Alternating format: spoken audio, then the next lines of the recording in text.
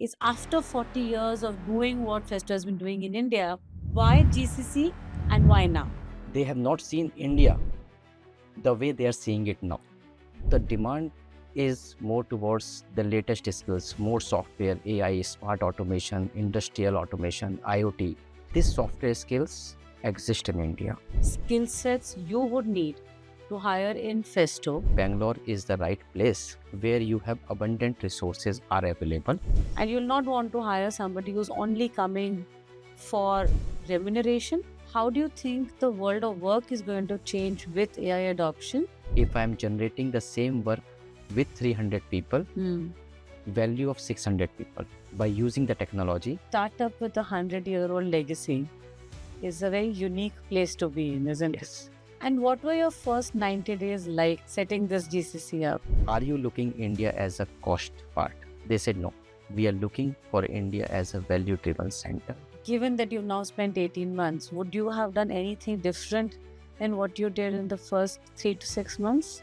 I'm be very hesitant to hire any person who do not have the basic and the right communication skills. Companies that are thinking of setting up GCCs in India, what would the top 3 points be in your mind? When most of the people are setting up the GCC, they are not clear about the intent.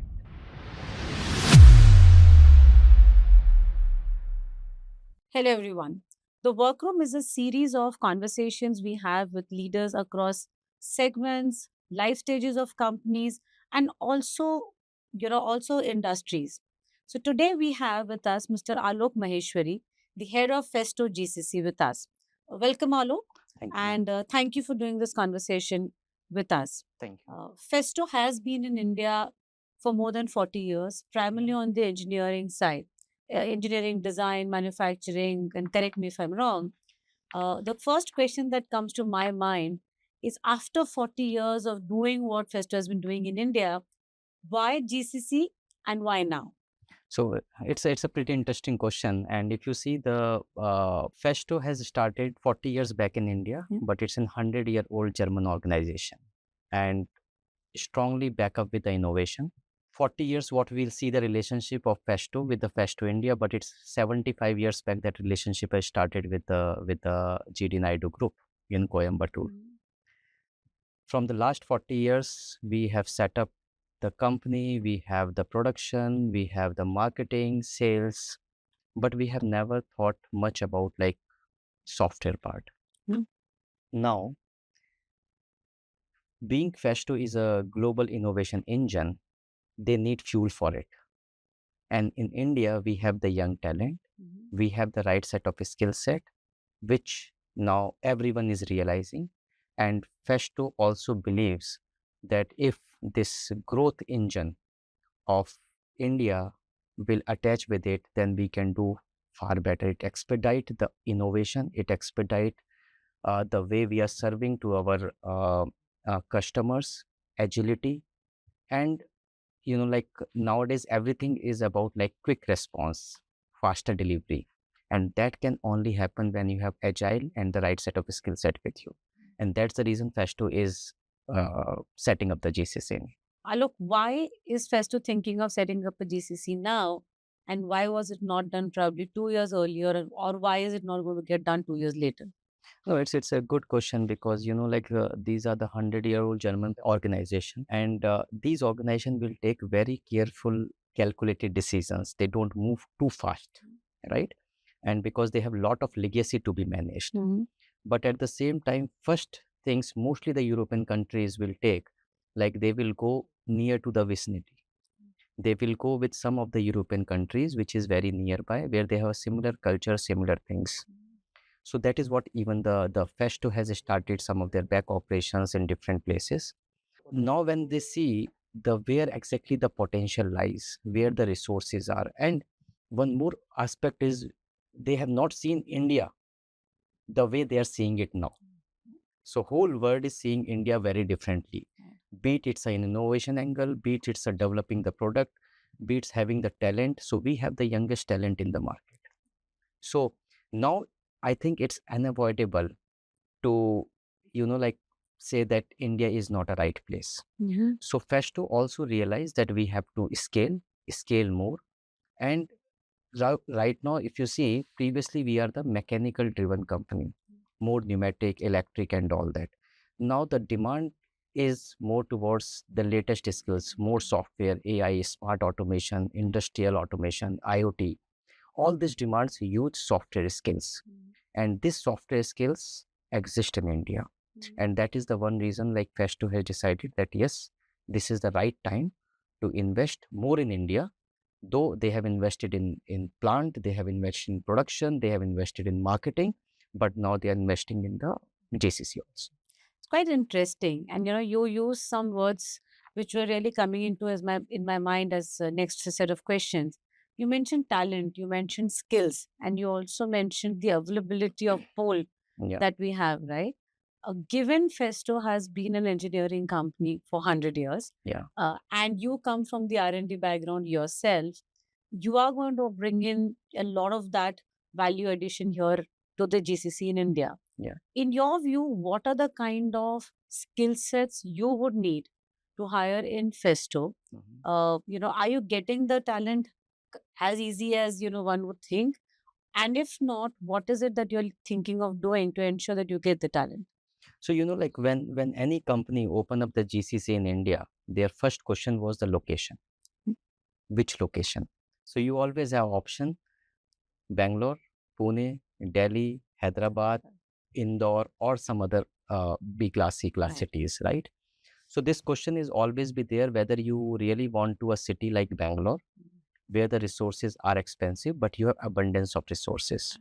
So we have also taken the very calculated decision that Bangalore is the right place where you have abundant resources are available.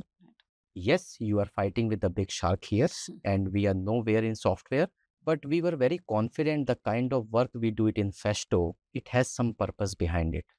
It has some meaning behind it. So what engineers want? Engineer wants challenges. They want respect of their technical skills, and they want like they will be heard and allowed to solve the problem, right? And in the Festo, we were very clear that this is what we can give as a culture to them. So we were confident. When you talk about challenges, we have the challenges. So let us suppose if we have someone who is coming, let us suppose now Oracle has fired 13,000 people. I have 150 profiles with me. Maybe I will not able to afford one of them. Right. If they want to come at 50% package also, we might be hesitant because we don't want to use us as a parking place. Right. So we are very careful, right? So while we are hiring, we are putting more efforts to hire the right set of people who are linked with the purpose, who have some kind of spark in them that this is what they want to do, and mostly in the engineering area. So difficult task to mine the resources, whether they are towards money or whether they are towards you cannot compete with the money. I can say any company in Bangalore cannot compete with the money. So 3x, 5x, 10x, the packages are going on. But you have to find out the people who is looking where they are working, what they are working, how their career progression will go if you provide the right path with the good remuneration. Also, right culture and the balance in the life. And this is the all thing what Festo will provide. Wow. Even innovation, I think we are far deep into the innovation. Yeah. You have seen it in our Germany office. Yes. And we want to replicate that here. So while opening up the GCC, I was very clear, we will not open one more center here. Our link go deep, we will open the research and innovation, which is our linked one place outside the Germany. We are opening up here. Talent, when you talk about, we have a very, very different skill set, which maybe not every company is looking for. We are looking for product security. We are looking for hackers. We are looking for hackers who hack the device, crack the device to meet the cybersecurity compliance requirement in Europe CRA. We have the lab, only one lab in Festo, which is in India, working in AI, but we are more towards embedded AI, which is not very popular. And getting that skills are very rare because you need a candidate having the electronics deep knowledge of electronics plus artificial intelligence, develop a model which is very light and put into the devices. So very, very unique skill set. Other than that, normal skill set are there where you are competing like full stack, front end, back end, React, Java, all those things are there. But yeah, challenges are there. But in the last 1 year, we have already hired 150 plus people. Wonderful. So I think somehow we are able to overcome those challenges. You said couple of very interesting things. You said talent and people who are hungry, Yes. right? Which means that they want to do something very different and want to prove to themselves and probably to the world. You also mentioned something which I would probably put it as alignment of goals. Yes. If their career or professional goal aligns with Festo's professional goals, you think they're the right set of people to hire. Yes. And you'll not want to hire somebody who's only coming for remuneration, Yes.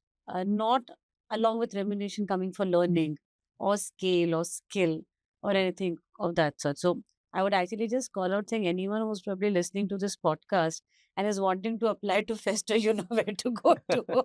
So you can hire more than 100 people in a year as again just do 100. But I think you're in a very unique spot. Your talent skill requirement is a combination of multiple areas, not just technology.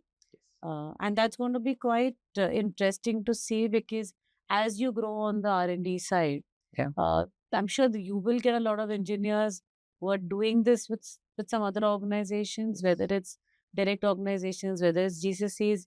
But I like what you said that if your goal alignment is not there, it actually won't scale for you or for the individual. Yes.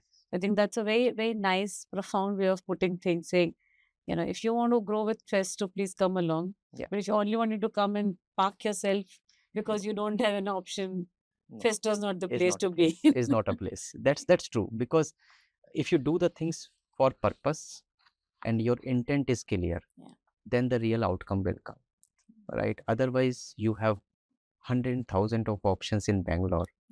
And across India, multiple options. True. So you have to choose what you would like to do, whether you want to run behind the money, whether you really want to do the work which will give you the satisfaction that your work is realizing something which is creating the impact on the human life.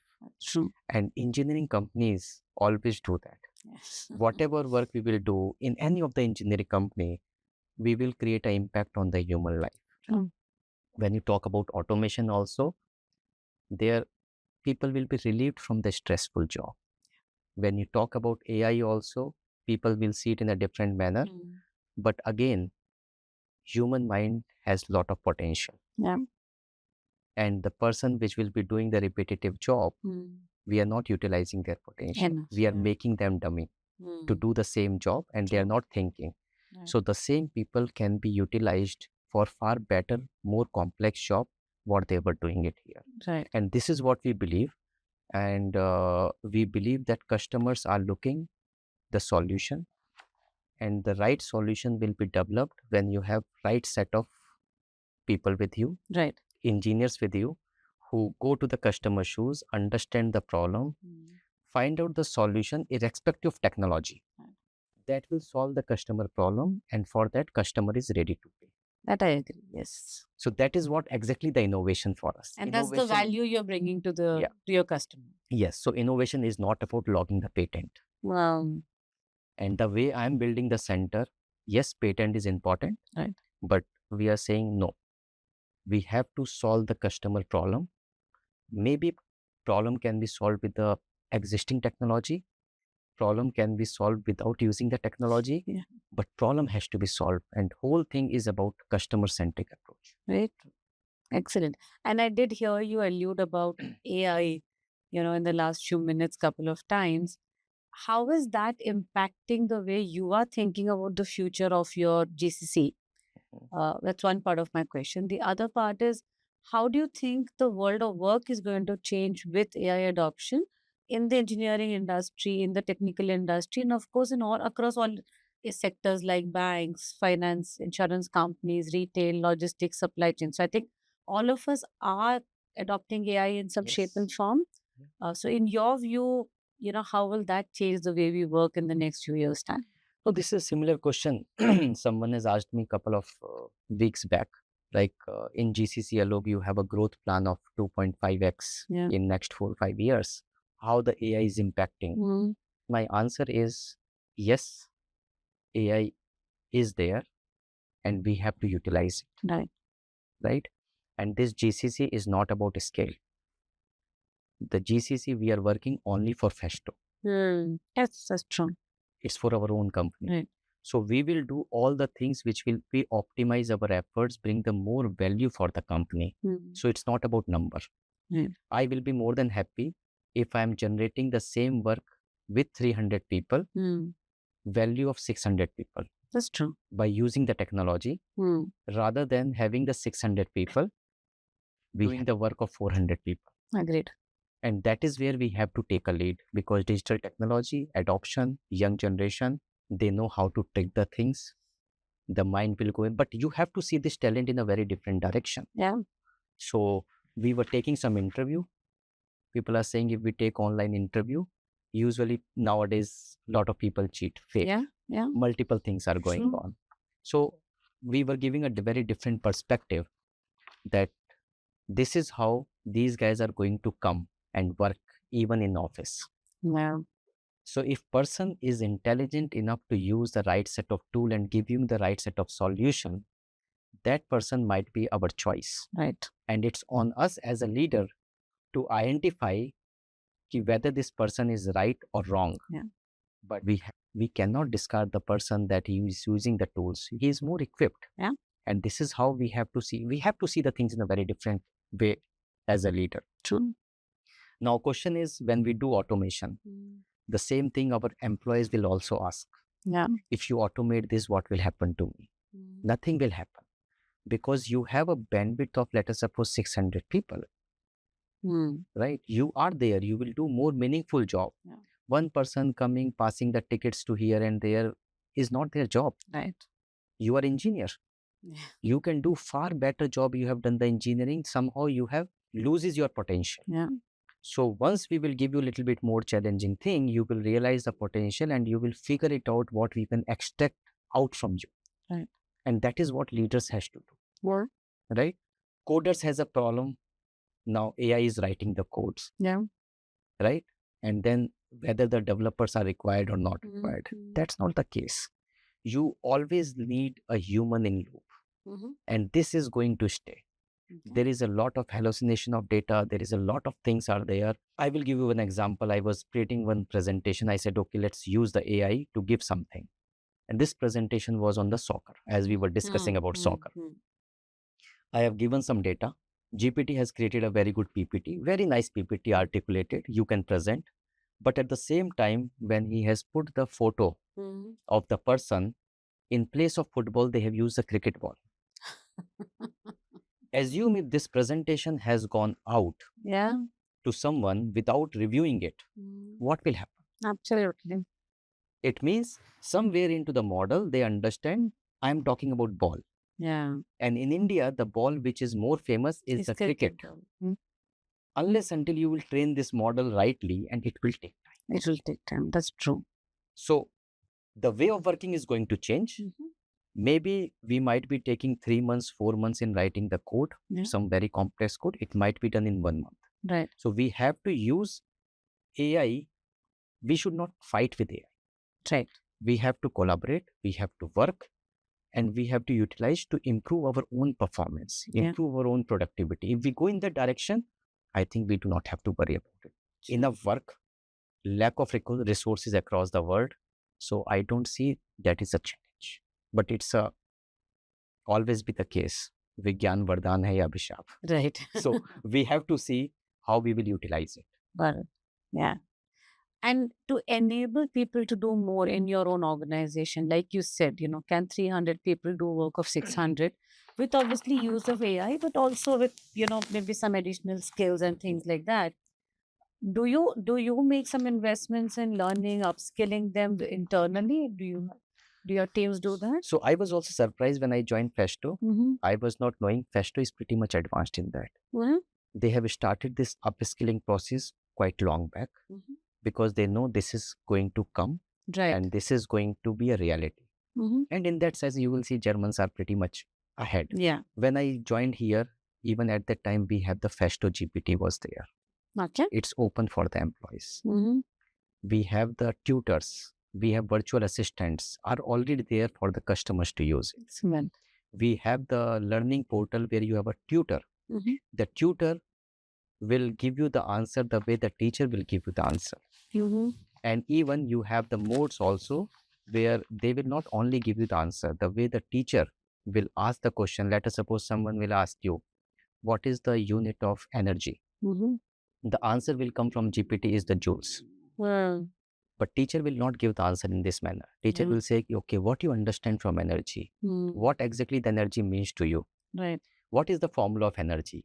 So we have the tutors implemented in a similar manner, where they will go into the question answer session, so that we will able to train the person in a right manner by clearing their doubts.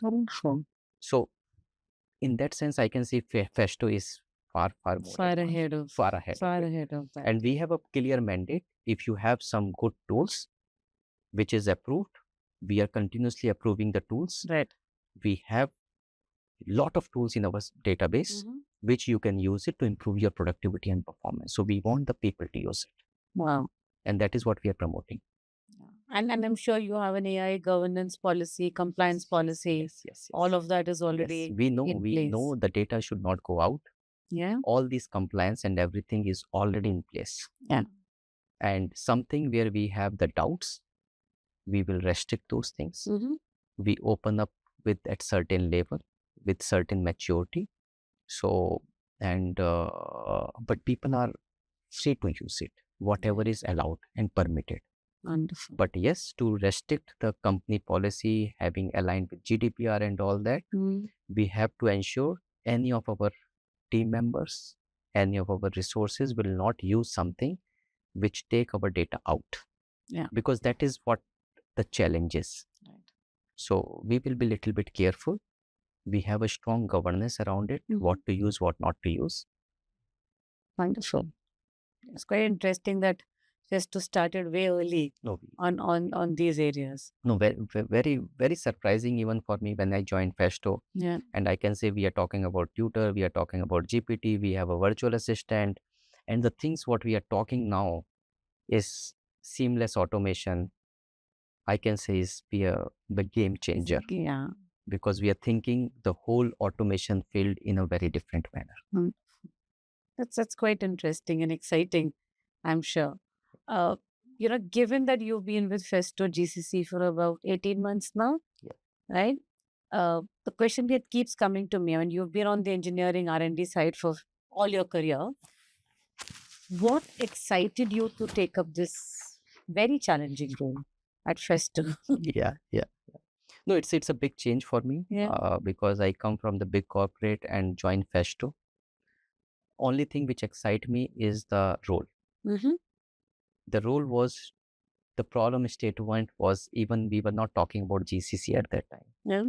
The problem statement was like, we have to convert this organization to the software organization. Okay, that kicks me because I see it as a startup. Right. It's not something where you have to scale. You have something ready, you go talk to the customer, scale it. That is usually when you go to any of these companies, you will have that kind of roles. Yeah. So here it was like a company where people don't know much about software and they have no idea what to do, how to do it in India. There I see like it's a foundational thing which I have to do. And that kicked me that yes, let's come out and do it something to set up. Right. So, and it was the setup from the scratch where you have to understand the organization. You have to understand the stakeholders. So everything was new for me. So it's like a white paper. And this was not something which I have done before. But I was confident that given the chance, I will able to do it and also be interested not to go into the very, very stable environment. Yes. Because that's kill your agility. True. And sometimes you are bound the process and all that. Here I have to define the process. I have a decision making power. And the good part is that Festo has put a trust on me from the very first day. and they have allowed me, empowered me to do the decision making which I want. So here I was able to use my contacts, create an ecosystem, decide what to do. And you have seen we have opened the GCC building. Yeah. Very different as compared to what you see in the setup we have started. Right. And they understand what is required for software people and how we can decouple the production from software, Right. how we can define the processes which is more towards the software. So it's a whole transformation. Sure. What Festo has gone through it in India. Absolutely. And so this is the whole things which kick me, and it kicks me even now because now I have a bigger challenges. Yes. So you have established something, you have to sustain. At the same time, you have to venture into the multiple new areas. Right. So challenging is something that I picked up from you when you mentioned this. A startup with 100-year-old legacy is a very unique place to be in, isn't it? Yes, yes. And also, it's a Festo is a family-owned company. Yeah. It's not a corporate company. Yes, that's true. Culture is quite different It's very and different. beautiful culture. I must say, it's a beautiful culture. How do you define the culture of Festo? It's amazing where it's only the matter of trust. Everything will go on trust. If you don't have trust, you will not able to do anything into this organization. The moment you will have a trust, you are empowered, you are allowed to do what exactly you want to do because people trust you. Right. Even owners trust you. So if you are in the big organization, you will not able to meet the CEOs and all that so easily. Yeah. Right. Here, you have the family member owners come, meet with the team members, understand. And this is not a culture here in India. Right. They do it in Germany also. So very, very different culture, which is new to me because I have never worked with a family-owned company. But when I see it now, I can say amazing culture, and I can understand how they are into the market from last 100 years. Lots to learn, actually. Lots to learn because we usually not able to survive in some of the startups for 10 years, 15 years and all that, right? And how they survive, how they have gone through the multiple different economic challenges. Right now, if you see, it's a not easy. nightmare, Yeah. right?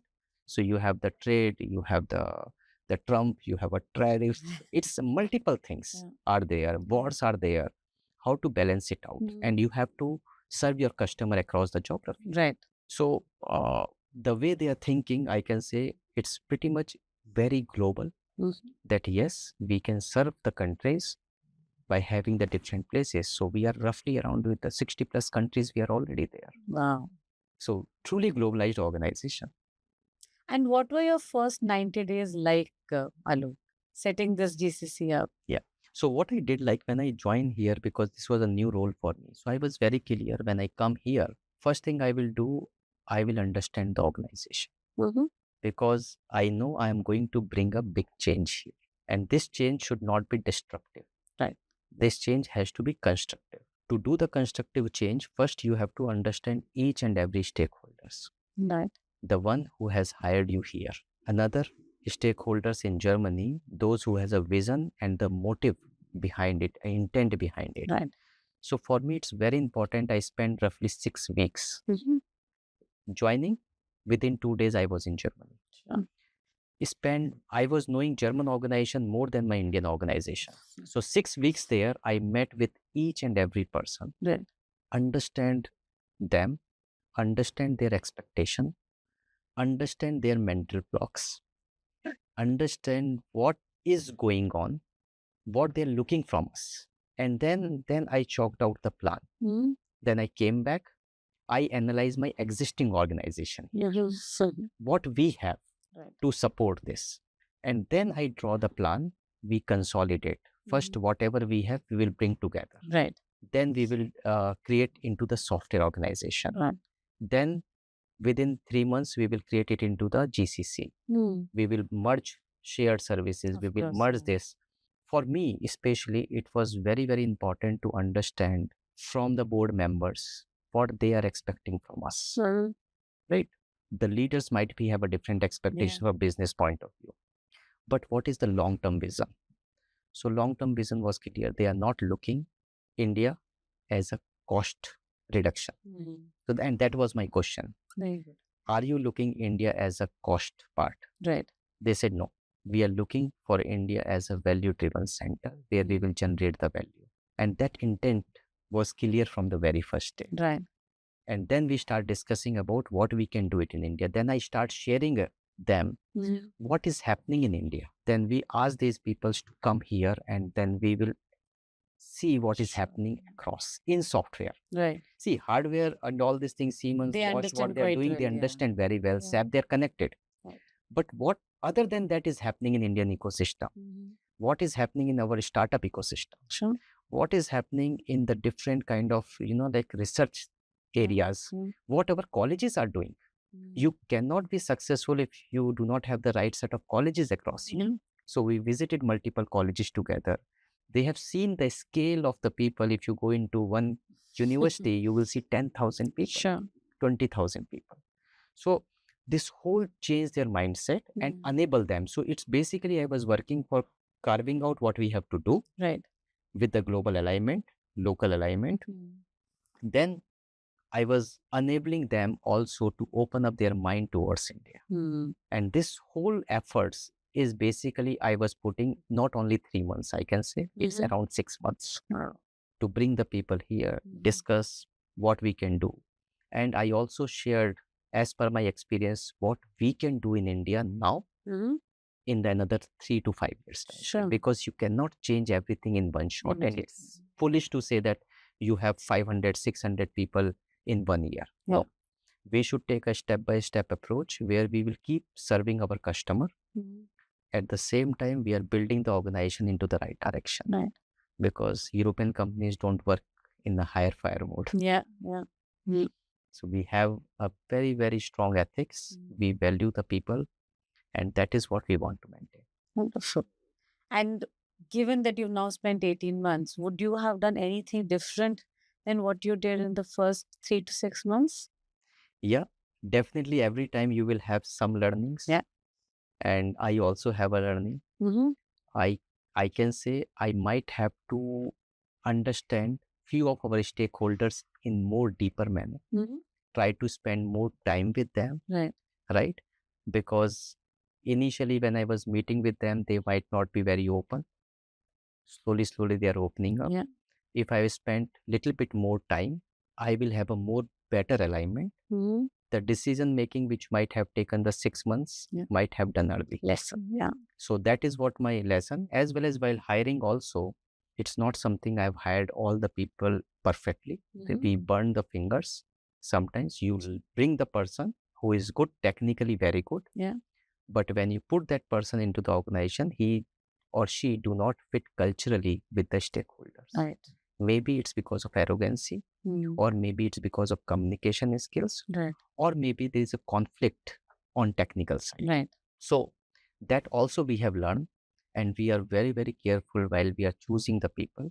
We are choosing the people with the right intent, with the right communication skills, because when you work in the global organization, I think your 90% problem solves with the right communication, whether it's a written or whether it's a verbal. Very true. Right? So our focus is towards that, and I'm be very hesitant to hire any person who do not have the basic and the right communication skills. Very true. So The I'm saying power you are- of communication. Yes, I'm saying you are engineer, very good, but at the same time you should have right communication skills. Yeah. Otherwise, there is a lot of confusion. So these are the something which I can say we learn. We are continuously evolving. Right. At the same time, we are also taking care that it's not you are continuously hiring. You also have to think about how you can retain your employees who are there with you. You cannot leave them. Yeah. They are with you. Now your ship is moving fast. You cannot leave them. Absolutely. Yeah. And Very we true. are on the rising trend. And I'm saying that, guys, this is not the time to leave Festo. True. This is the time to encash what you have invested till now. Because when you grow, you have opportunity, you have the roles, you have the responsibilities, and now people are seeing we have the roles like solution architect. Yeah. We are getting all those roles now, which was not there before.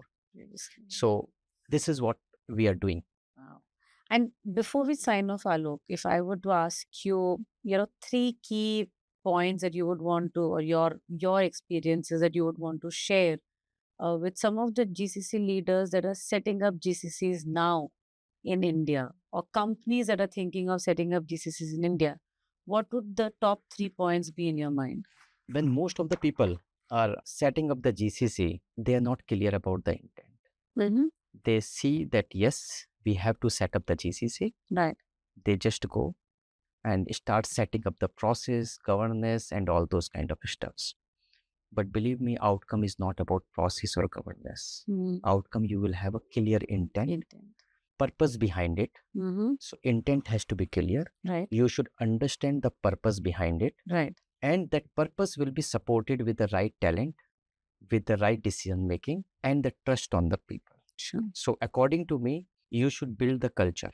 Yes. And that culture is very important, and you are able to build the right culture when you understand the intent and the purpose of the organization. Right. If the purpose of the Festo is that we want to have 2000 people in India, then I must be only hiring. Yeah. But the intent was not that. Intent was clear that we really want to fuel the innovation engine, Right, with the power of young talent in India. So that goes in a very different manner rather than just scaling. absolutely.